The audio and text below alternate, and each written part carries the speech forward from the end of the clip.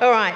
So what I asked them to do, because you're going to get to know them during the conference from their, their normal personas, their normal work, I thought we won't introduce them that way. Let's introduce them with a fun fact about something about themselves. So if you can actually say who you are and your fun fact. We don't care about your professional status or anything like that, just your fun fact, please.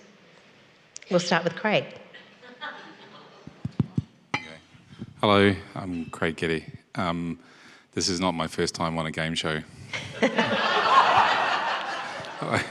It was first in a TV show for high school kids in New Zealand, and it was called It's Academic.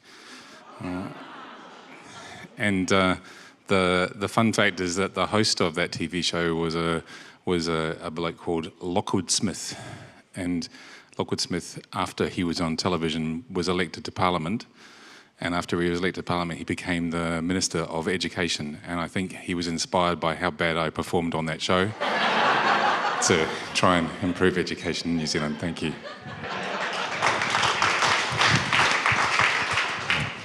Hello everyone, my name's Alison Tree. I'm from the UK, London. And with apologies to those of you who know this already, my name is Alison Tree. You know me as Alison Tree, but actually I was born Alison Plant, and it was destined in the stars that I should marry my husband, so I'm very grateful to that. And I'll give you a bonus one, because that one came out last night. Actually, I can trace my ancestry all the way back to Boudica in AD 60, who stimulated an overthrowing of the Roman overlords in the UK. So that's my other claim to fame. Hi, I'm Bertrand Tombal. My name is Tombal. It means from the graveyard, but I didn't change my name. So in French, sometimes people come to me for a second opinion and they say, your name doesn't say anything good. I say, but that's okay. So I'm a urologist, practice in Brussels, do a lot of clinical trial. My fun fact is that actually I have a second life, for those who know me very well. So I'm one of the only doctors in my hospital to be appointed only 360 days a year. Because for 3 days I disappear, and I'm participating to one of the oldest tradition in Europe, which is called Carnaval de Binche, okay? You just have to go to my Facebook and you're gonna see what it is. So I usually consider that I'm kind of schizophrenic for 3 days. I haven't yet liver cirrhosis, but that will come. So if you want to see more about Carnaval de Binche, go on my Facebook and you're going to see it.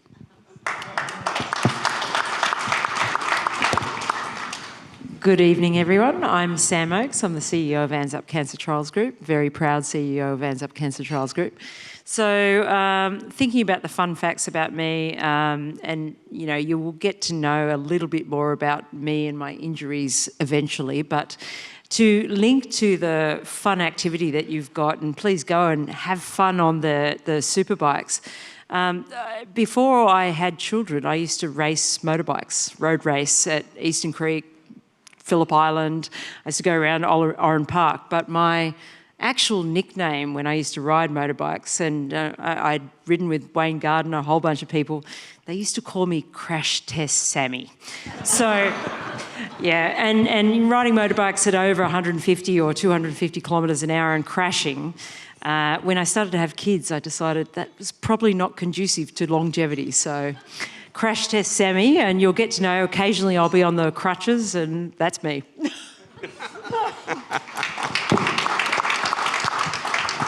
Sam told me about her passion for motorcycles the first time we met, and then we just talked for about 2 hours about motorbike racing. But that's not my secret or my fact. My name's Tim Wheel. I'm actually a patient of Lisa Horvath, and I'm a proud brand ambassador for ANZUP. I've got stage 4 prostate cancer and living my best life with it, so I'm pretty happy about that. My fun fact is, as a child, I grew up on Lord Howe Island. So it's a very, very special place for those who have been there and know it. And I think growing up on Lord Howe Island and having the freedoms that I had confined in that 11 kilometre by 400 metre space really gave me the the grounding and sense of adventure and really wanting to live to the max. I really kind of got that ethos from that early age, and then now I've carried that on through and kind of have this weird addiction to doing extreme holidays.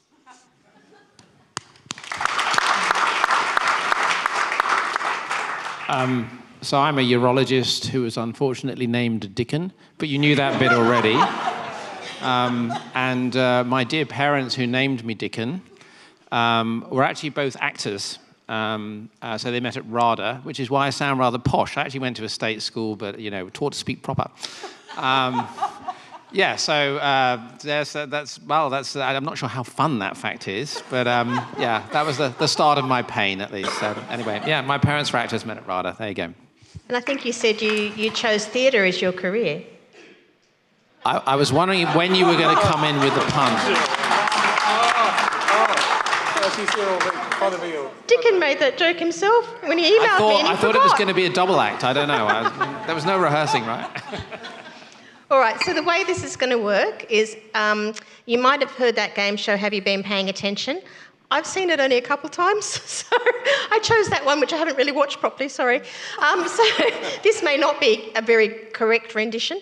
We're going to have 2 rounds, then we'll have Haryana's session, and then we'll have 2 rounds again. All right, so some fun stuff, some important stuff, and then some fun stuff. All right, now I thought we've got some international people on the panel, so why don't we start with something that they'll know nothing about? Can we just ask what the comedy red buttons are for? We hit. Oh yes, sorry. You're going to tell us that. Yeah. When we start this first round, the team that buzzes in first with the correct answer gets a point.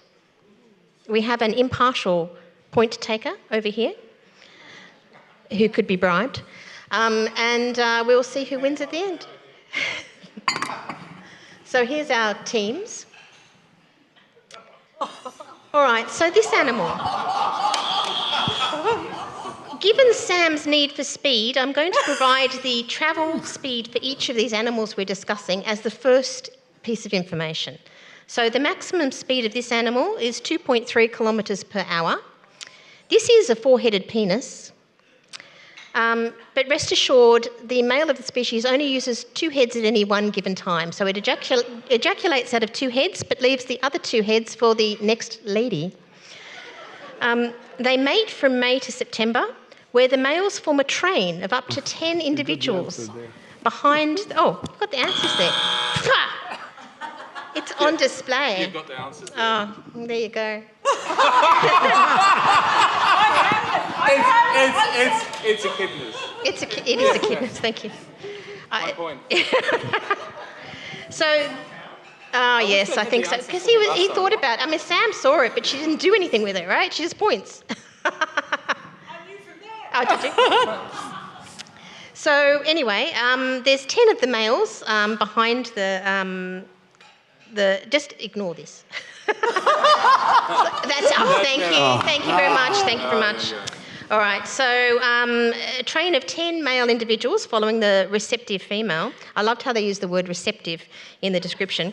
And these animals are egg-laying. So for our international guests, we do actually have mammals that lay eggs here.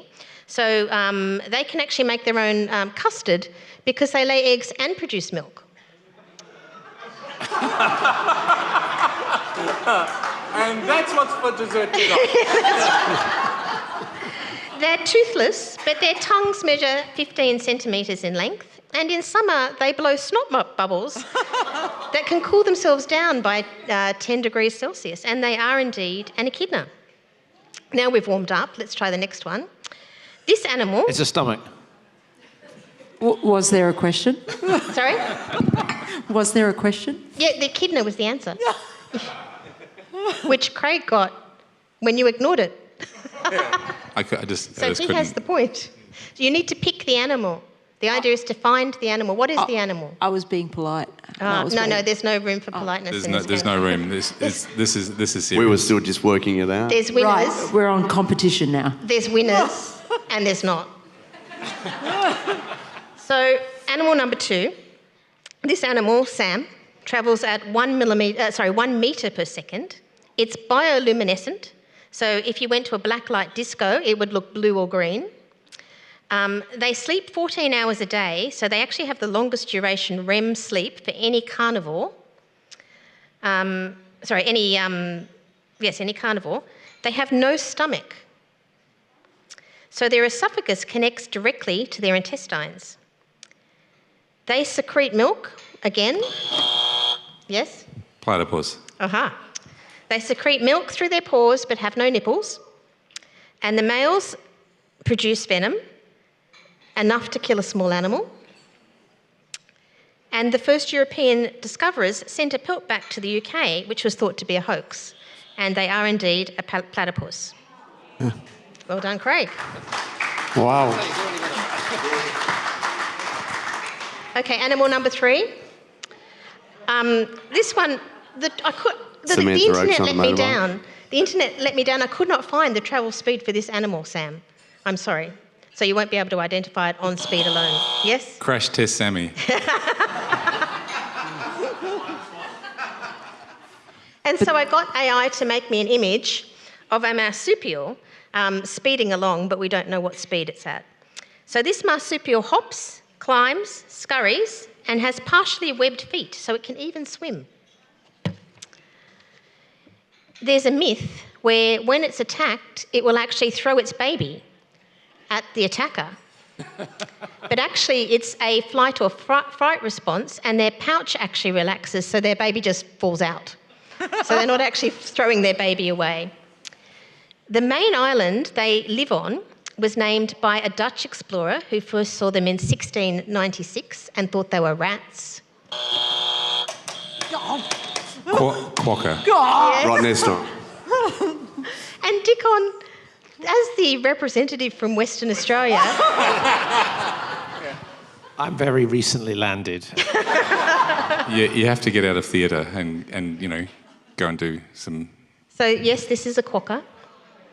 And there's another one. And actually, their smiling appearance is due to the shape of their mouths. They're not actually smiling. And so their appearance does not necessarily reflect their emotional state, like some people we might know.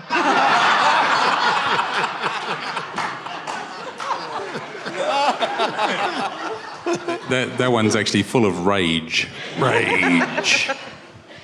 Animal number 4. These ones run at 40 kilometres an hour, which was just under Usain Bolt's top speed. Cassowary. Maybe. They can jump a 1 metre fence, and it's such an athlete that it was the unofficial mascot of the Sydney 2000 Olympics. A group of these creatures is called a wisdom. They make cube-shaped poo. And we have a clinical trial named after them. Ah, yes. Called Wombat. That's true. So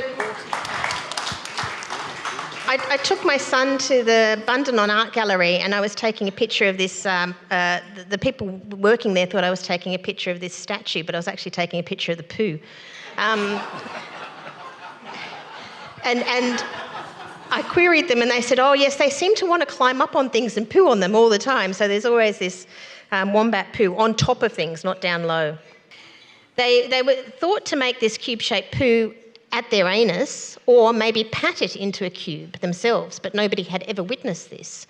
So then a scientist did a bunch of autopsies on wombats, and the scientist's name was Dr. Carver, which I thought was a bit appropriate for cutting up the wombats. Anyway, he found that the large bowel, the last metre, had unusual muscle anatomy, and that was the cause of the cube-shaped poo, was the shape of the muscle in the bowel. Also, the food that you've just eaten, you may experience again in 48 hours, coming out the other end. The wombats actually take 18 days to transit their poo. So it's something to do with the long transit time and the shape of the bowel. These are special animals because when they burrow head down when they're trying to get away from their predators, and they do a butt slam to kill the predators. So the predator might try and bite the butt, and they actually wiggle their butt and then slam it and smash the predator's head, and that's how they survive. This is Fatso. This was the 2000 Olympics in Sydney. This was the unofficial mascot. Okay, this animal. This animal can move at 25 kilometres an hour and sleeps 18 hours per day. They have a very supportive butt with extra cartilage to keep it strong. The Aboriginal name for this animal is actually no drink. So you have to stop drinking your wine if you're going to record this, yes? Koala. Koala.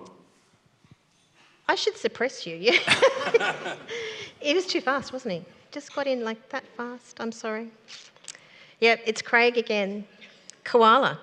And so the Aboriginal name means to no drink, and that's from the local language, from the First Nations group in the Sydney Basin.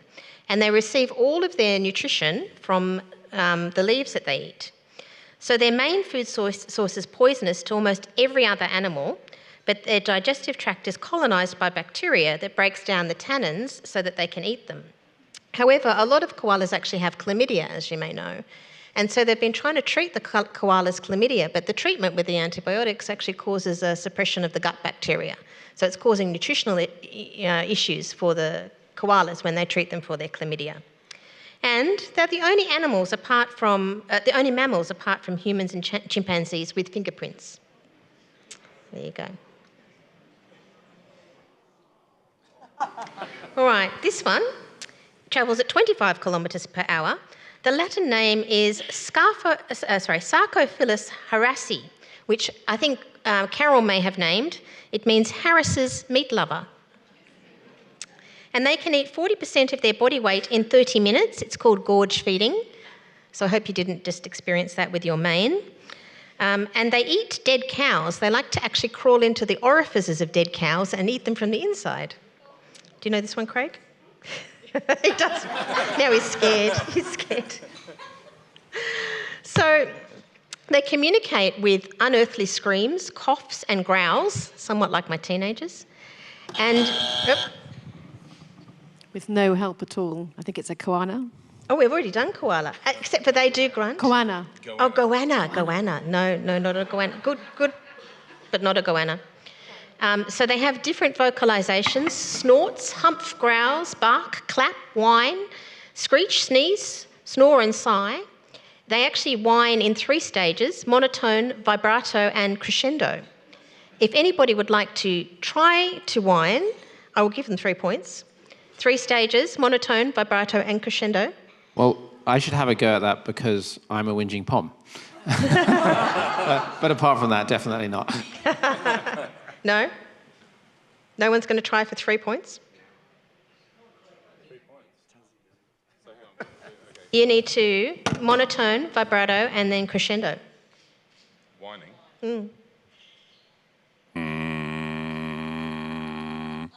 Vibrato. Oh, did you do the whole thing already?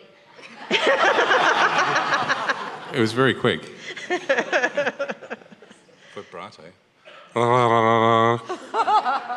Crescendo. Oh! Very good. All right, I think you get 3 points for that. Their favourite place to breed is an empty wombat burrow. So the male kidnaps the female for a number of days and takes her to the wombat burrow. They actually have a tapeworm that only lives in this animal. So this animal is endangered. So the tapeworm is now also endangered. Do they live in Tasmania? Oh, they do. Tassie Devil. It is. Well done, well done. So these animals have a facial tumour called the devil facial tumour disease, and so there's been an 80% drop in their population, hence the reason why the tapeworms are at risk. And it's actually a transmissible tumour. So normally you might catch the predisposition for a tumour. So if you maybe, for example, cervical cancer, HPV might give you a predisposition to getting the cancer.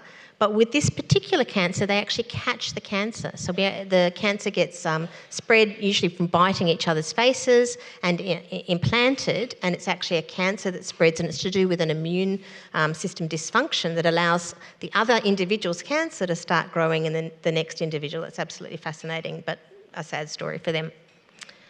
So, And if anyone's got time and they're visiting, you can actually go up to Gosford. There's a reptile park there, and I took my international visitors last time I had a meeting, and we all got to cuddle a baby Tasmanian devil. Okay, last animal. This one, it's a Queensland native, and it travels at 16 kilometres an hour. It's part of one of the oldest reptile groups that's been around for 200 million years. It breathes through its butt. Craig knows. So it utilises its cloaca. So with its cloaca, it uses it for excretion, farting, sex, egg laying, and respiration. And it has little finger projections in the cloaca, and it's got special muscles which suck in the water, and from the water it actually absorbs oxygen and then respires back out through the water. Joe Bielke-Pedersen. So you know how you were asking me, Alison, if we were going to do Australian politics? That's it there. So it shoots the water back out in streams up to 30 centimetres in height, and it looks like this. So this is actually a butt-breathing turtle. It's called an Australian Fitzroy River turtle. It was for smarty pants in case there was somebody like Craig on the panel who knew every other animal. It was a turtle, but I didn't know what kind. So if you're Australian, you'd call it a bum-breathing turtle. If you're American, you call it a butt-breathing turtle. And there's been some papers where somebody thought, well, that's a great idea. If I've got patients that are not oxygenating well enough, maybe I can set up some sort of system in which to actually use this on patients. So there was actually a paper suggesting mechanisms for being able to make your patients bum breathe and be able to help them oxygenate a bit better. I'm not sure this went anywhere, but hopefully not up the bums. But yes. Surely it has a actual name. I don't know, another name. Yeah. So it's the Australian Fitzroy River turtle. Okay, not like Rectus respiratus or something like that. Okay, round two. Now, you may have seen this rude food book, which is actually published by ANZA. And it's full of different rude foods, which you can take home and cook. So I'm going to ask you some questions now about food. This is one of the items in the cookbook on page 15. It's called a cockambush, and it was created by Chef Manu Fidel. Now, I've given you, as a team, a clipboard with some paper, and I think I dropped the pen next to you there, Sam. Your one is on the ground. I'm sorry, I couldn't quite reach. And I'd like you to write your answer for this one, and the closest or best answer, doesn't have to be, if it's best, it can be very far away, as long as it's a good answer. So you might notice that there's cheese at the top of this elongated structure. What sort of cheese does Manu recommend to be melted over the top of the penis?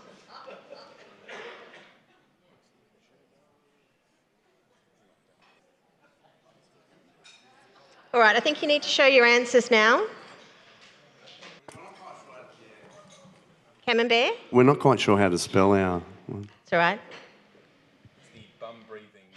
Bum-breathing cheddar. Some cheeses do smell like. Yeah, they do, you're right. My husband says you shouldn't eat anything that smells worse than your feet, but, you know. Probably. It's probably a rule to live by. All right, we've got Camembert, we've got... Gruyere. Oh, we had Gruyere as well. Yeah, Gruyere was the answer. Very good. All right. This dish found on page 11 has been named prawn cocktail reimagined. It was contributed by someone in this room. Who contributed the recipe to the cookbook? All right. We had Ian. Mm-hmm. Ian. Mm-hmm. Sam? Dickon. No, that's wrong. And Haryana. It was, in fact, Ian.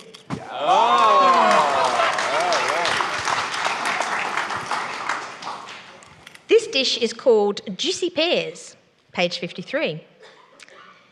There are 5 ingredients. Any ingredient you name is worth a point. I'll trust you to be honest and tell me if you have these. Butter, pears, lemon juice, pecan nuts, and golden syrup. Had honey. So, team number 1 has 1, team number 2 has 1, and team number 3 has 2 for our scorekeeper.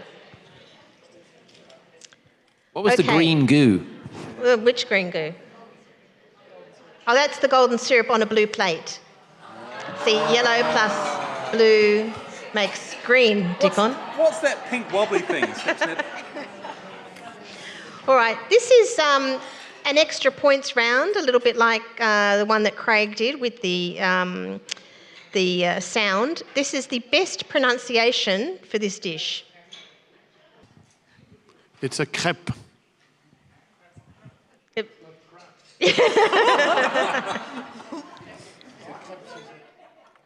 Very good. Okay. And I think this is the last one. Oh, this is the cooking. I hope you finished eating.